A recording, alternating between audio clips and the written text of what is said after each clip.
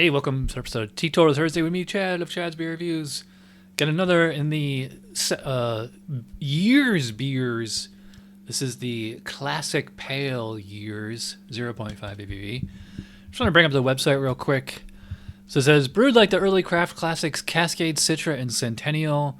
Bring bright, yeah, blah blah. Over Chris. I'd love to know the IBUs. I don't think it says it on there. So, you can see it's kind of dark. It's a copper. Yeah, I call it copper. Super deep amber. Fairly clear. A little bit of haze. Had about a thumb width of foam. Let's give it a smell. Yeah. Very piney. Cascade. Yeah. Centennial always has like a little bit of a green tea kind of thing. Citra is usually like citrus, but also kind of dank. So, yeah, I mean, it definitely smells hoppy, but not to like the extent of like all up in your face like an IPA would smell. This smells like, smells like a pale ale. Let's give it a taste. Maybe it'll taste like a pale ale. Cheers.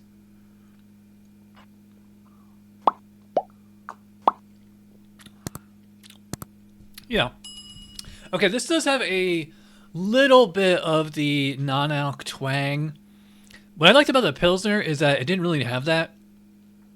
Like as far as like twang, which is hard to describe. Have you ever had a have you ever had a homebrew made with liquid malt extract that it gets really twangy? If you ever had a beer made with like sorghum, that's like I would call that like a very twangy thing. So this to me is almost kind of tastes like a sorghum kind of beer. That being said, it does taste like a beer, but almost a little sorghum-y. Yeah, so I said on the nose like very piney, but this to me is almost like, because it's so rustic and twangy, it's almost like pine bark instead of like pine needles, the way the actual hops smell and taste. But it is definitely a piney flavor. And yes, it is a pale ale, not an IPA, because this one is not, the bitterness on this one is not too intense. I'm getting like instead of like hop IBUs, like actual hop bitterness, I'm getting like hop flavor. I'm getting like the non-alc twang, the rusticness is kind of doing the job of the bitterness. There's like a little bit of citrusy notes in here. A little bit of that green tea kind of thing from the Centennial hops. It has like a slight kind of lemon. I wouldn't call it lemonade. I tend to get like an Arnold Palmer lemonade and black tea kind of flavor and a lot of non-alcs. To me, this one is like a little bit lemon peel. This isn't like tart lemonade or anything like that. But yeah, this is, I don't know, for better or for worse, this kind of reminds me of like somebody's homebrew pale ale. Like, I think it reminds me of my first homebrew ever, actually. Yeah, it does drink like a beer for the most part, though. This is pretty satisfying.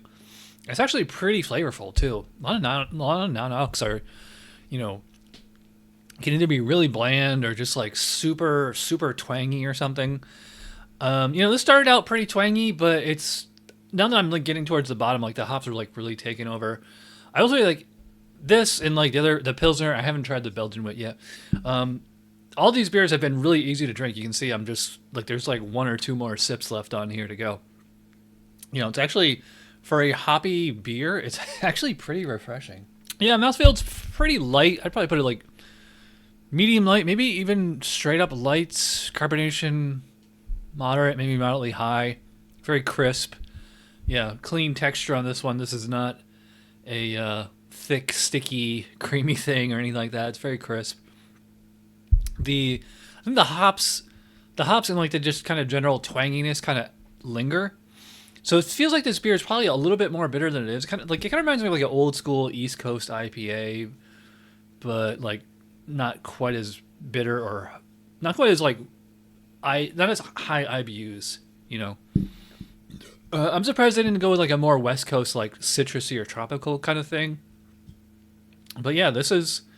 I think it works. Like those hop flavors go with the natural twangy vibe that you get off a non-alc. So yeah, for a non-alc, this is a pretty good one.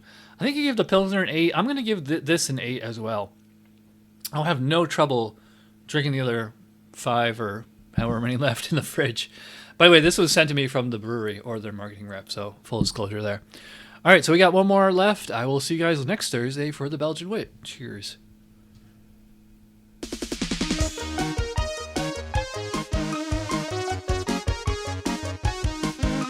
Somebody brewed it. Chad just reviewed it. Thanks for watching Chad's Beer Review. Trust me, the next episode will be a lot better.